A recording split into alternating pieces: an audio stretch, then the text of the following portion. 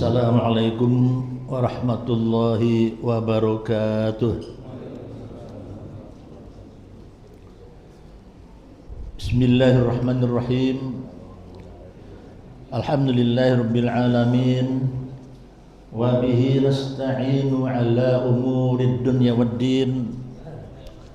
Wassalatu wassalamu ala asyrafil anbiya'i wal mursalin wa ala alihi wa sahbihi ajma'in.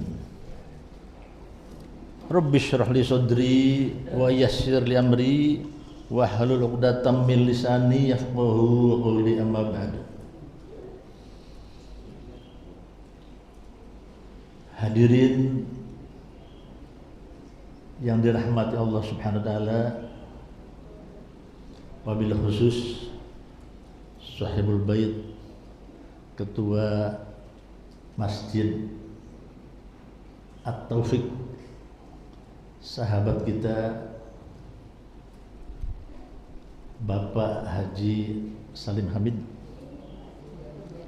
yang setiap saat selalu membuka pintu kapan saja untuk majelis ta'lim kita ini siap untuk ditempati dan melakukan berbagai kegiatan di sini. Alhamdulillah. Hari ini kita berbahagia mendapatkan kunjungan dari jauh, fluid ya, Masya Allah. Ada Bapak Jenderal Arifin dari kepolisian, kemudian juga didampingi oleh Bapak Jenderal SIS Anwar. Sebelah kanan saya juga ini Bapak Ketua Majelis Taklim MT 05. Hadirin sekalian yang dirahmati Allah Subhanahu wa taala, mohon maaf saya tidak sebutkan satu persatu dan tidak mengurangi rasa hormat saya kepada bapak-bapak dan saudara sekalian. Hari ini kita berbincang-bincang berkaitan dengan pesan Rasulullah sallallahu alaihi wasallam dalam sebuah hadis yang diriwayatkan oleh Malik, tercantum dalam kitab Muwatta. Pesan ini saya kira perlu kita terus ingatkan dan terus kita lakukan untuk mengikutinya, pesan Rasulullah sallallahu alaihi wasallam ini. Dalam sebuah hadis Rasulullah bersabda, Bismillahirrahmanirrahim, taraktu fikum amrayni lan tadillu ma tamassaktum bihima, kitaballah wa sunnata nabiyhi. Aku tinggalkan kepadamu dua perkara, manakala kalian berpegang pada dua perkara tersebut tidak akan tersesat selama-lamanya. Dua perkara tersebut adalah Al-Quran dan Sunnah Nabi, atau yang disebut hadis Rasulullah sallallahu alaihi wasallam. Hadis riwayat Malik dalam kitab Muwatta. Hadirin sekalian, kalau kita ingin selamat di dunia di akhirat, ini pesan ini kita selalu ingat. Jangan tinggalkan dua perkara ini. dimanapun berada, kapanpun, dan dalam situasi apapun.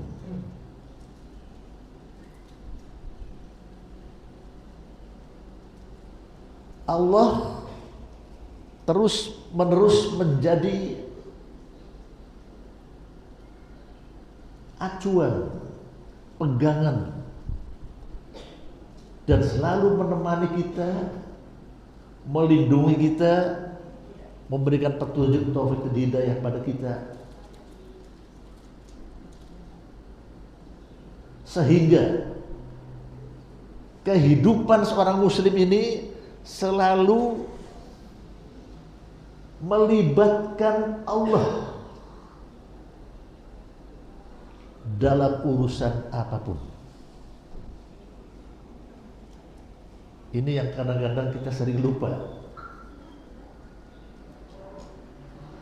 Urusan kecil, urusan besar, semuanya kita hadapi dan terus kita libatkan Allah Subhanahu wa Ta'ala. Selamat datang, Pak. Silakan.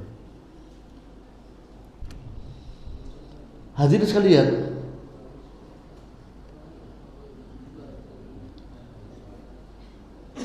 Allah Subhanahu wa Ta'ala terus menerus kita ingat dan kita libatkan pada setiap langkah, apalagi untuk mengambil suatu keputusan yang besar.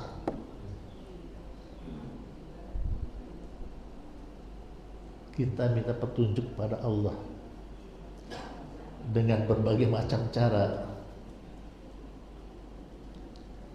Kita pelajari ajarannya, syariatnya, agamanya, ilmu agamanya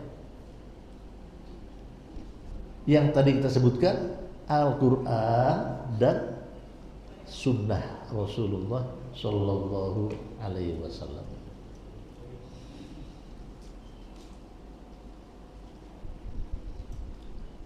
Hadirin sekalian, apa itu Al-Quran itu? Ma huwal Quran? Apa Al-Quran itu? Kita tahu semuanya. Al-Quran ada 30 juz. Kemudian ada 114 surat.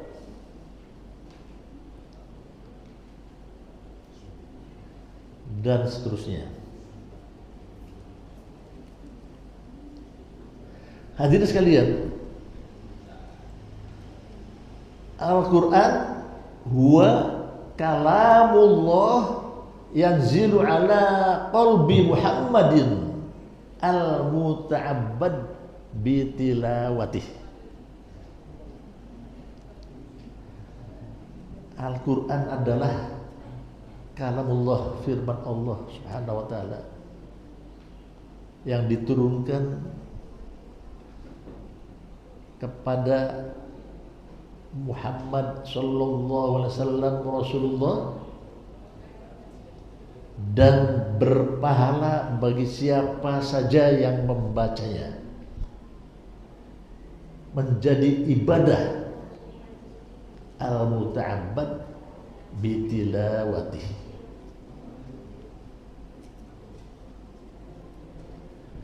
Pertanyaannya adalah, kalau Quran ini sebagai pegangan kita, dan tadi disebutkan dengan sunnah al-hadis, sejauh mana kita sudah baca Al-Quran? Sejauh mana kita sudah pelajari Al-Quran?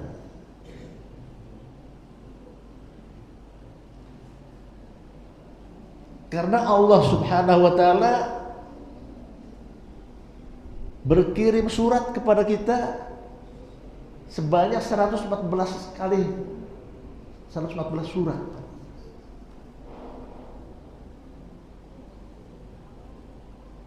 Apakah 114 surat ini sudah kita pahami? Sudah kita pelajari? Ini kita tanya kepada diri kita masing-masing. Sudah berapa surat yang sudah kita pahami?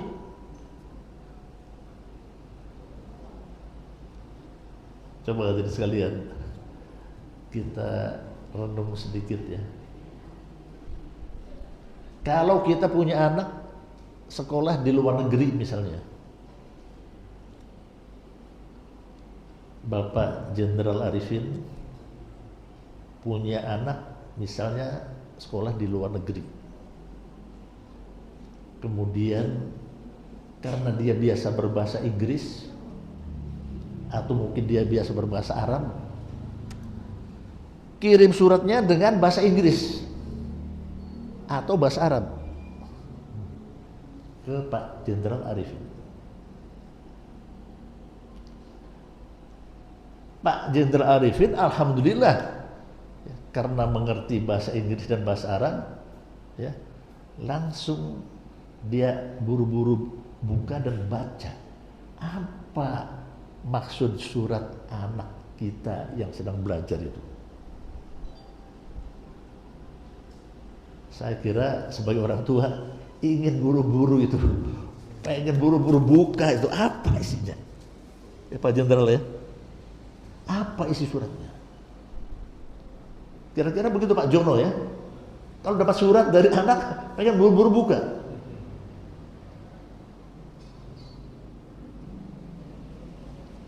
Itu anak.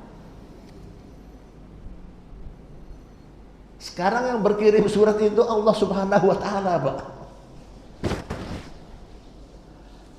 Al-Quran itu 114 surat berkirim kepada kita ini.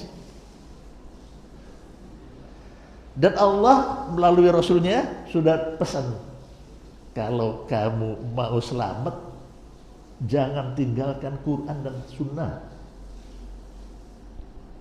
Ya Qurannya ada 114 surat. Sudah berapa surat yang kita pahami?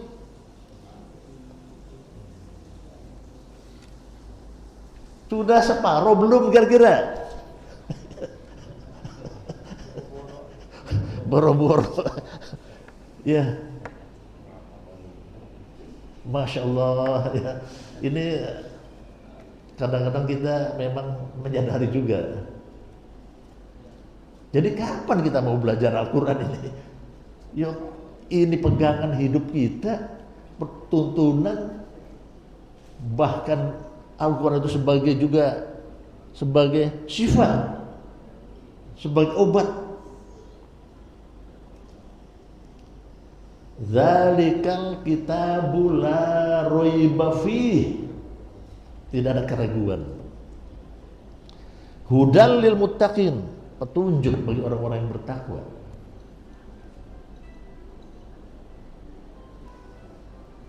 Bagaimana itu merupakan petunjuk kalau kita nggak paham, Pak? Kita nggak ngerti. Maaf, kalau misalnya anak kita tadi berkirim surat pada kita dengan bahasa Arab, karena di sekolahnya di sana, ya, di Timur Tengah. Di Timur Tengah itu di sana ada namanya daerah satu provinsi Al-Qasim. Al-Qasim itu tempat mencetak ulama-ulama Arab Saudi. Di sana Pak, saya pernah berapa kali masuk ke wilayah sana itu, ya saya ingin tahu. Dan dilarang merokok. Di jalan itu kalau ada yang merokok langsung Pak ditegur oleh polisi. Suruh matikan dan dibuang pada tempatnya.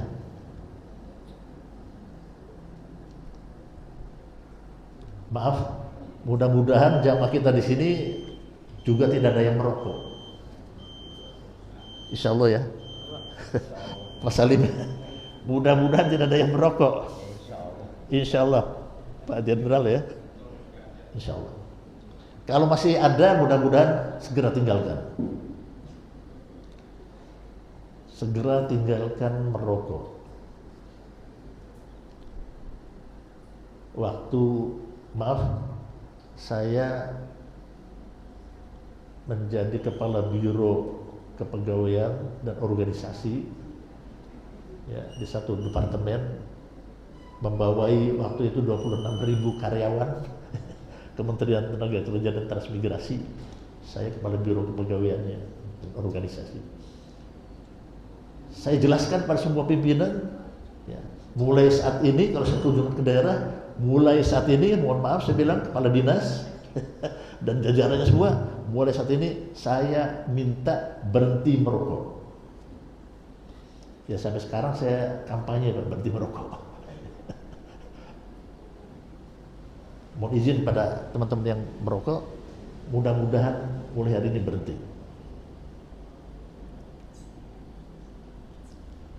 Kenapa Pak? Merokok itu jangan dianggap remeh. Itu sebagian ahli mengatakan lebih berbahaya dari minum-minuman keras. Merokok Pak. Sekarang diganti merokoknya dengan ini Pak, siwak.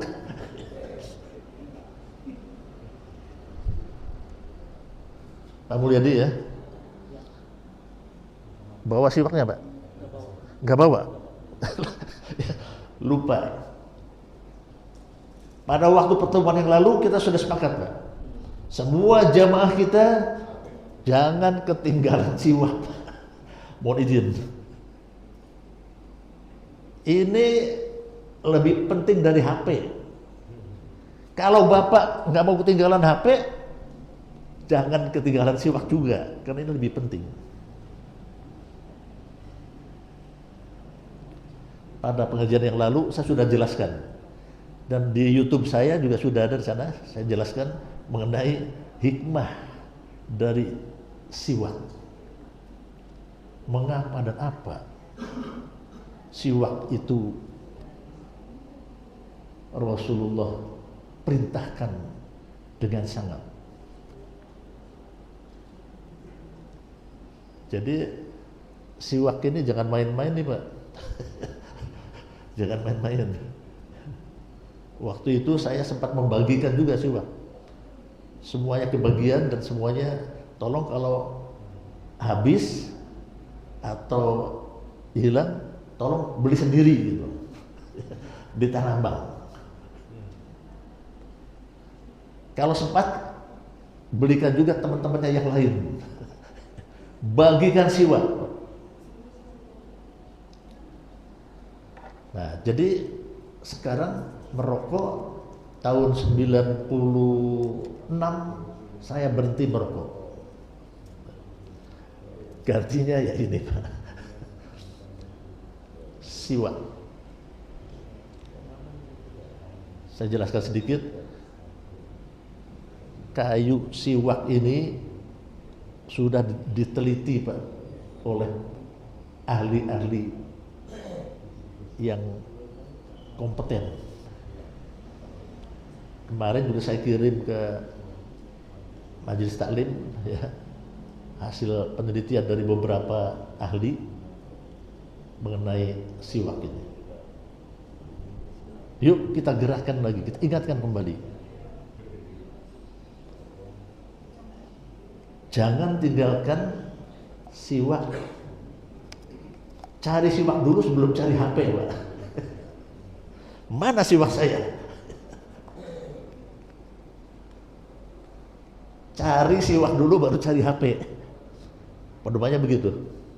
Ada siwak, ada HP. Ya sekarang memang sudah saatnya memang HP diperlukan.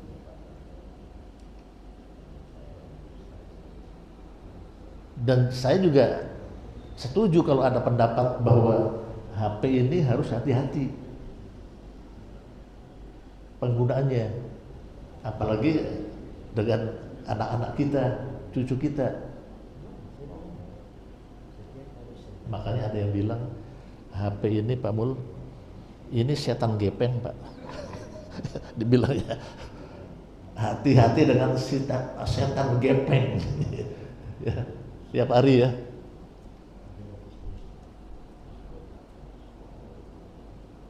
Bisa berbahaya sekali, tapi juga bisa sangat bermanfaat sekali. Kita jangan ikut yang bahayanya, ya, kita hindari bahayanya, kita ambil manfaatnya. Saya juga kurang setuju kalau HP itu kita jauhkan sama sekali misalnya.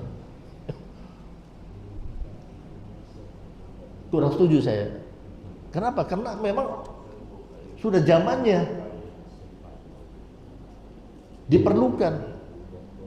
Suatu saat kita ingin bicara, ingin menanyakan sesuatu, ingin koordinasi masalah pekerjaan, tanya jawab masalah hukum dan sebagainya, diperlukan.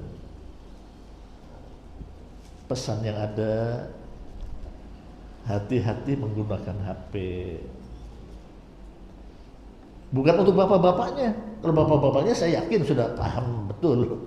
Tapi untuk keluarga kita, ini yang pesan paling penting itu keluarga kita, anak cucu kita. Kalau bapak-bapaknya, ibu-ibu, ya, saya yakin sudah paham bahwa ini ada baiknya, ada buruknya. Ya, setan gepeng. Ya, dikatakan setan gepeng. Makanya ini tolong hati-hati juga nih. Kalau ingat cucu kita, anak kita, ingat setan gepeng yang akan menggoda, yang akan membawa, menjerumuskan mereka. Kenapa? Ini isi setan gepeng ini ada positif, ada negatif.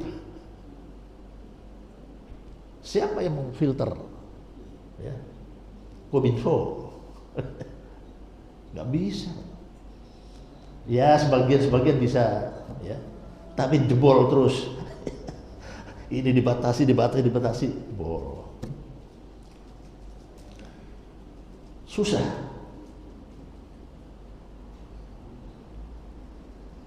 Jadi mari kita tingkatkan pengawasan kita dalam penggunaan ini, terutama keluarga kita yang terdekat.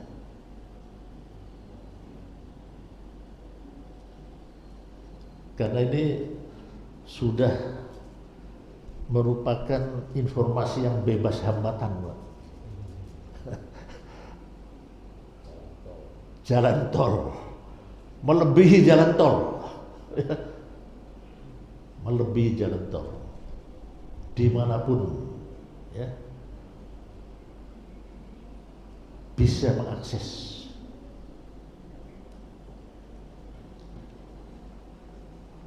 Saya juga berharap untuk terus memanfaatkan, karena dengan HP ini juga silaturahim kita bisa lebih cepat, Pak, bisa lebih efektif, bisa lebih intensif. Dulu saya ingin ketemu dengan Bapak Haji Rizal, ya, mau ketemu langsung ya susah. Saya di Ulu Jami, Pak Rizalnya di Tebet, kadang-kadang pulang kampung, Padang. Tapi sekarang dimanapun kita bisa komunikasi, bisa silaturahim. Tapi ada kadang-kadang yang menjengkelkan, Pak. Ditelepon berkali-kali nggak jawab, di WA nggak jawab, di SMS nggak jawab. Ini kemana ini? Masih hidup apa enggak ya?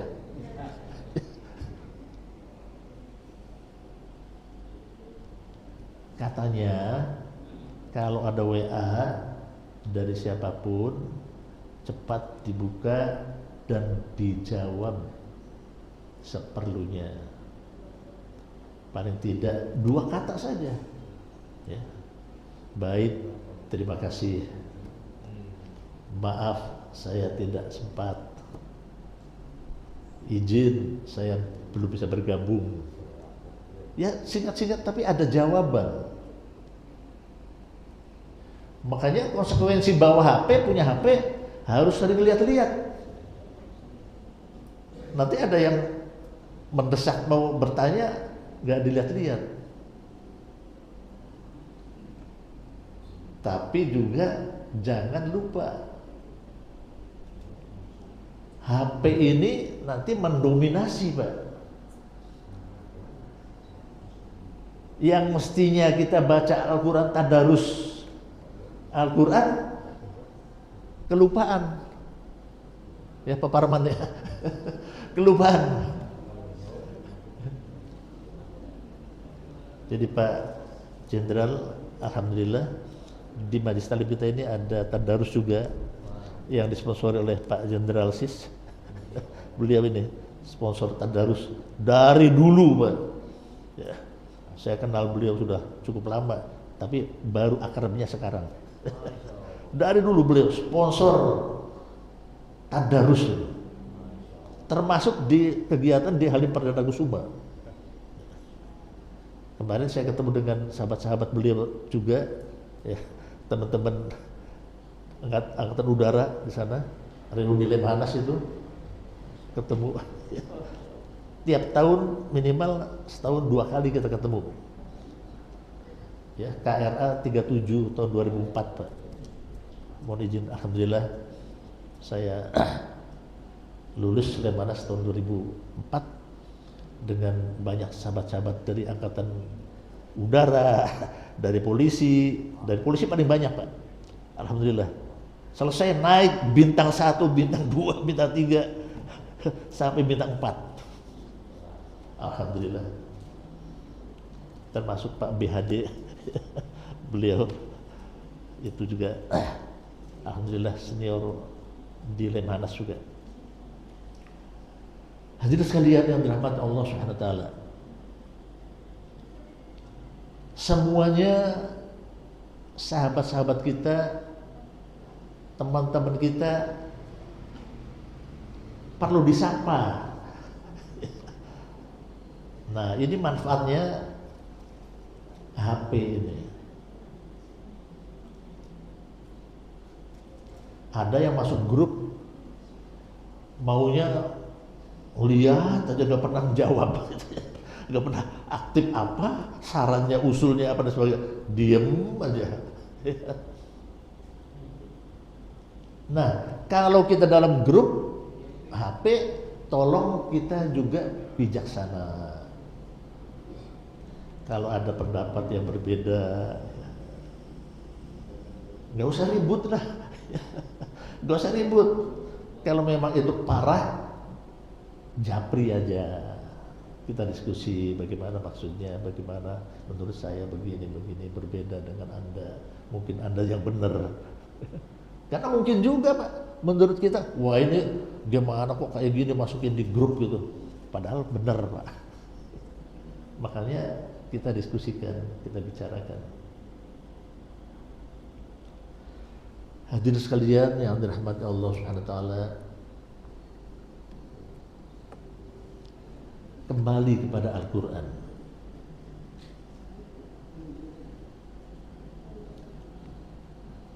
Sangat luar biasa. Tidak ada, maaf kalau saya salah Pak, tidak ada di agama lain yang kitabnya selengkap Al-Qur'anul Karim. Bukan hanya lengkap Pak, tapi mudah dipahami, mudah dimengerti dan mudah dihafal. Al-Quran 30 juz. Kalau halaman Quran biasa itu sekitar halamannya 570 sekian ya. Itu banyak yang hafal, Pak. Maaf kalau di kitab lain misalnya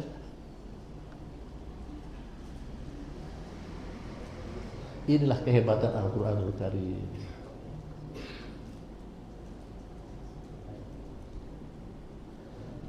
Hadirin sekalian yang dirahmati Allah Subhanahu wa taala, Al-Quran, Sunnah.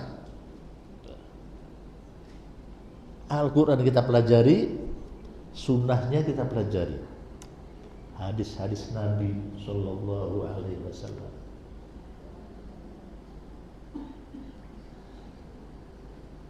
Seimbang. Bagaimana dengan ilmu yang lain? Ilmu-ilmu umum itu penting juga. Sering saya katakan bahwa sebenarnya di dunia ini ilmu garis besarnya dibagi hanya dua. Ilmu agama dan ilmu umum, kira-kira gitu. Man aradad dunya fa alaihi bil ilmi, man aradal akhirah fa alaihi bil ilmi, man aradahuma fa alaihi bil ilmi. Nah, itu dasarnya. Maka saya katakan sebenarnya ilmu di dunia ini hanya dua. Ilmu agama dan ilmu umum. Ilmu akhirat.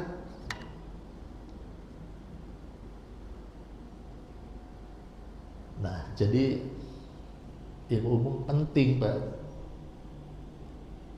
Penting juga.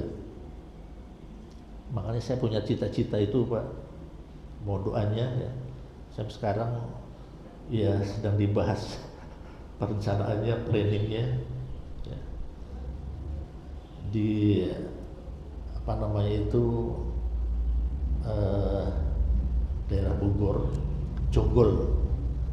Di Jonggol di situ keluarga mendirikan pesantren, dan pesantren ini sedang kita garap. Pengennya sih inginnya ya berbasis teknologi penerbangan. Itu berkaitan dengan basis teknologi penerbangan. Karena saya pikir ini luar biasa sebenarnya ya. Dan kalau apa namanya pesawat terbang apa dan sebagainya ya kita kuasai, Pak, kita memahami dan kita mampu melakukannya. Kita nggak usah ngandelin yang lain-lain, Pak. Subhanallah. Walaupun itu memang tantangannya berat ya. Karena landasannya saja memerlukan berapa hektar. Tapi ya cita-cita. Mohon doanya. Pesantrennya sebagian sudah jadi, masjidnya sudah 90%, hampir jadi juga. Alhamdulillah. Hadirin sekalian yang dirahmati Allah Subhanahu wa taala, di majelis taklim inilah kita terus berkumpul, kemudian kita bersilaturahim, kita saling mengingatkan, kita saling mengisi dan memberi, menerima dan memberi.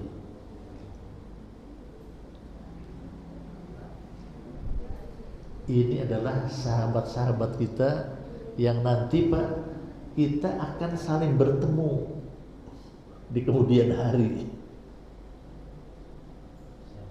Saling menarik.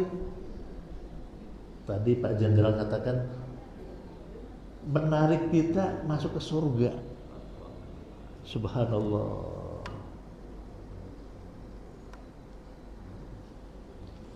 kalau nanti Pak Rizal duluan masuk surga, Pak Jenderal Arifin duluan, tolong Pak cari saya Pak. Tarik Pak. Pak Abdul Aziz Rifai mana? Kok nggak ada di sini? Jangan-jangan ada di sebelah. Jangan sampai Ya? Jangan sampai. Jangan sampai. Mudah-mudahan Pak Rizal, Pak Jenderal ingat. Dan kita memang sedang mengingatkan, Pak. Ya Allah, sahabat saya Pak Jenderal Arifin kok tidak ada di sini, misalnya. Pasti duluan. Jenderal Arifin duluan, Pak Arifin cari-cari kok nggak ada Pak Arifin gitu. Mana? Pasti, ya Allah, pasti ngadu, ya Allah. Ya? Pak Deden, iya, dia sahabat saya juga nih. Jamaah di Masjid Fatimah, sama-sama. Mana? Ya Allah. Tolong ya Allah, pertemukan, izinkan saya mencari. Kira-kira begitu bahasa bebasnya. Ya. Dicari, Pak.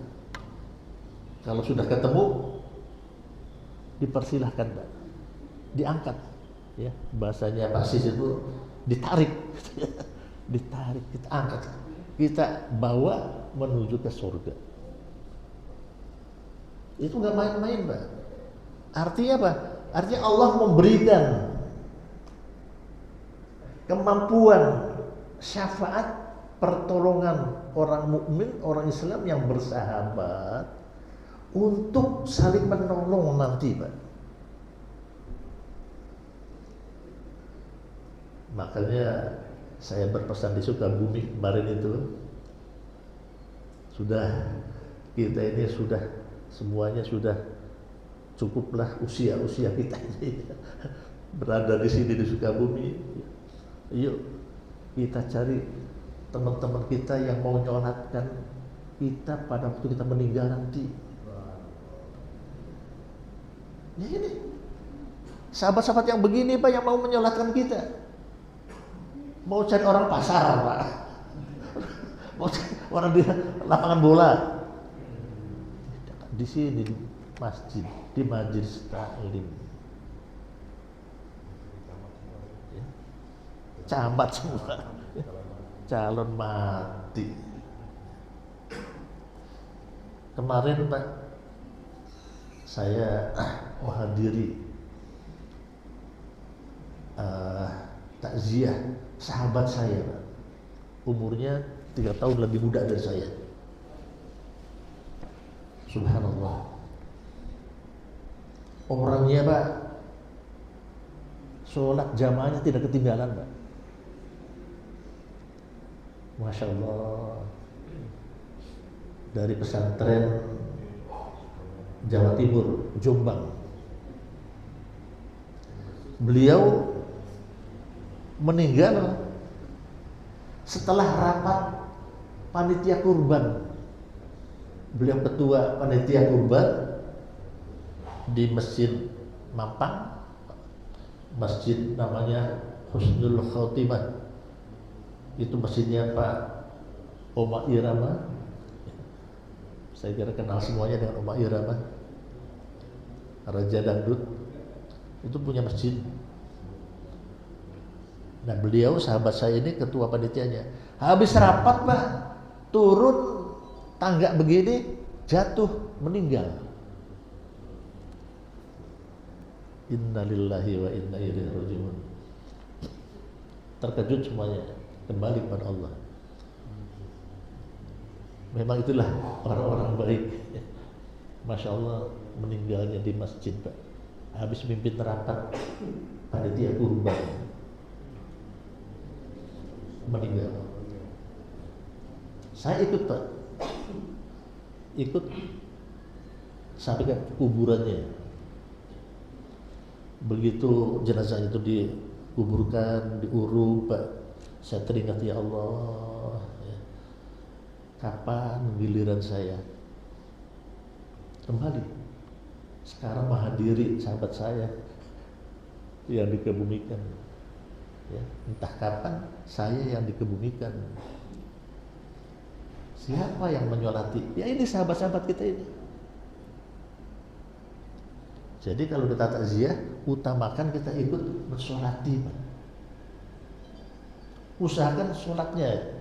Syukur kalau bisa mengantar sampai ke kuburnya. Itu diperintahkan.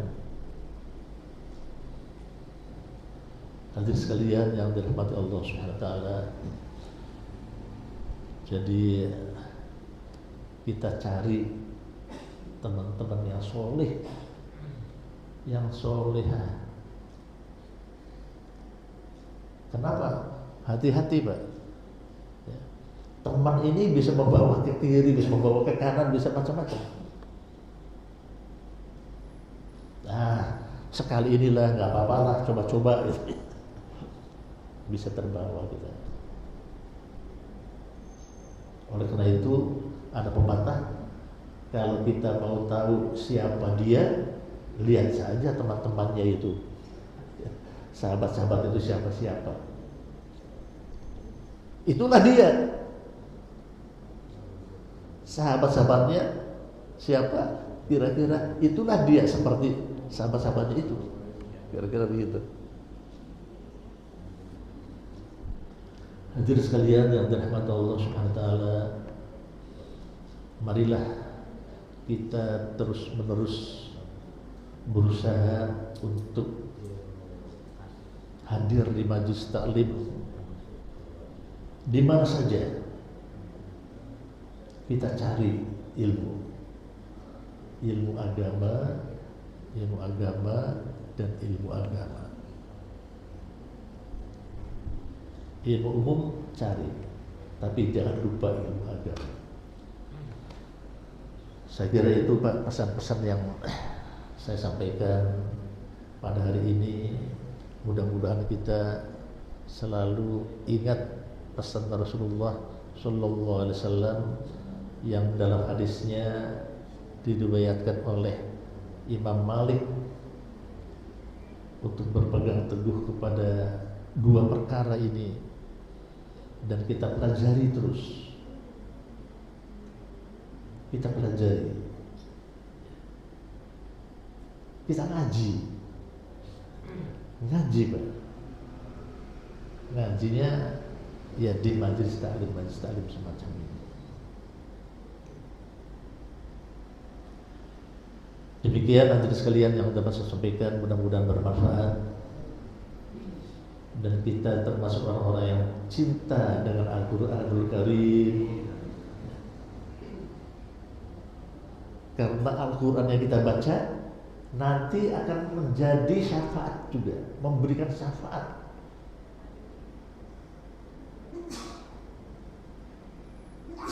Jadi kalau kita baca Quran setiap hari, insya Allah, kalau orang cinta kan biasanya tidak mudah melupakan dan selalu mengingat. Kita baca, kita rutinkan, biasa habis maghrib menjelang isya, habis subuh menjelang pagi, ya. Itu rutinkan, nggak usah banyak-banyak, satu hari satu juz gitu. One day one juz, atau 3 hari 1 juz juga boleh lah. Boleh, sesempatnya aja. Tapi istilahnya Pak, nggak boleh sesempatnya baca Quran itu, karena ada hadisnya itu. Orang yang dijamin masuk surga itu antara lain adalah orang yang menyempatkan, bukan sesempatnya baca Quran, Pak, menyempatkan. Jadi punya planning dan memang punya rencana baca Quran itu. Bukan sesempatnya aja dan sibuk nggak baca gitu, enggak begitu. Tapi punya planning. Nah, disitulah yang betul-betul kita punya pendirian, punya prinsip mendekati kita dengan Al-Quran tadi. kita terus merapat dengan orang-orang soleh. Karena dengan orang soleh ini jangankan kita berkomunikasi, saling bermuwajahah, berdekatan saja duduknya kita sudah dapat ya aura positifnya, Pak. Ini kalau kita dengan duduk dengan orang alim ya, tidak kita ngobrol, tidak ngapa-ngapain ya, dekat saja insya Allah kita ketularan, aura positifnya itu mengalir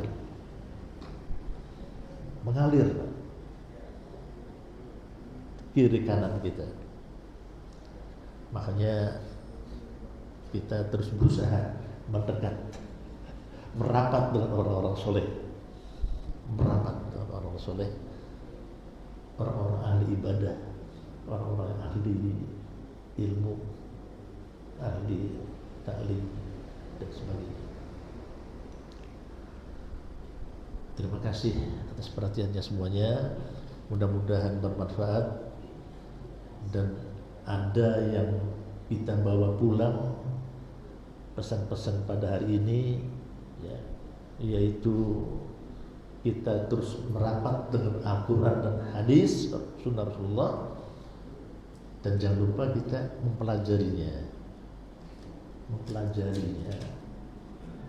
dengan serius dan sesama, bukan kalau sempat tapi disempatkan, punya planning, bukan hanya bapak-bapak dan ibu-ibu tapi juga keluarga, anak cucu kita itu Pak, itu kan ditanya nanti ya. Kalau kita sendiri udah ya optimisnya ya mudah-mudahan lah kita sudah paham mana HP, mana apa dan sebagainya, tapi anak cucu kita. Nah ini yang saya kira perlu terus kita saling mengingatkan.